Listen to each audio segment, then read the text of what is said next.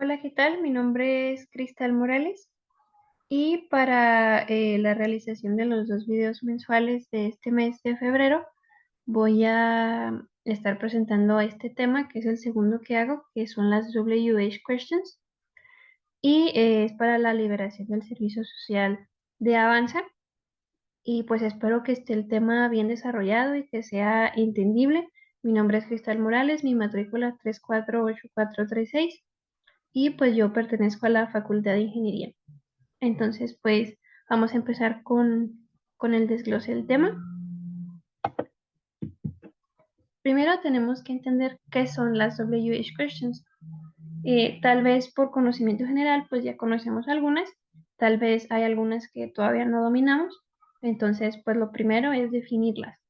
Son un grupo de preguntas que se caracterizan porque en su nombre tienen las letras WH al inicio, pero hay una excepción.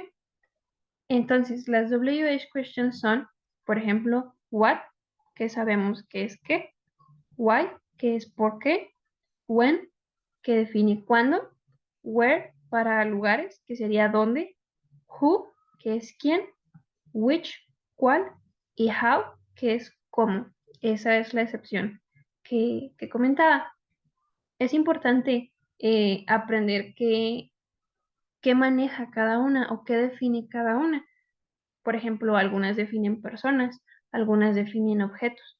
Entonces, pues sí es importante conocerlas para al momento de redactar o de hablar saber, cuál debemos de utilizar.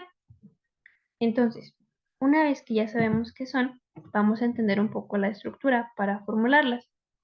Las WH questions empiezan con la pregunta WH o, hablando de la excepción, con how, seguido de un verbo auxiliar. Aquí en el ejemplo estoy utilizando do, el verbo do, pero hay otros auxiliares, no nada más hay este. Ahorita les voy a enseñar qué otros auxiliares hay para las preguntas. Y después del verbo auxiliar tenemos el pronoun, que aquí estoy utilizando como sujeto a you. Después del pronoun utiliza un verbo principal, que por ejemplo aquí sería comprar, que es el verbo principal de la pregunta, o sea, lo que el sujeto está haciendo. Y finaliza con el resto de la pregunta o con lo que llamamos en inglés que es el complemento. Entonces, ya entendiendo la estructura, ahora sí quiero explicar por qué dije ahorita que hay varios auxiliares para formar las preguntas.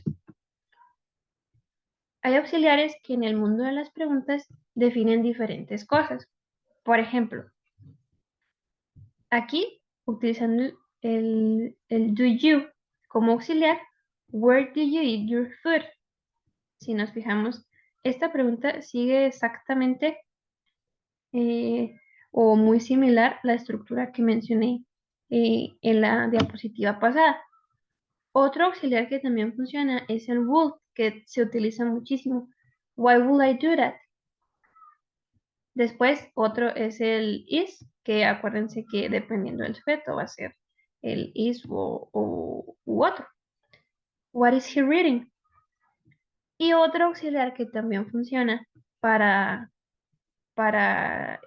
formular las preguntas es el have, que a veces pensamos que el have casi no se utiliza, pero sí se utiliza bastante. Entonces también es importante que los muchachos a la hora de estudiar cómo formular preguntas sepan que hay varios auxiliares y que no nada más hay los básicos.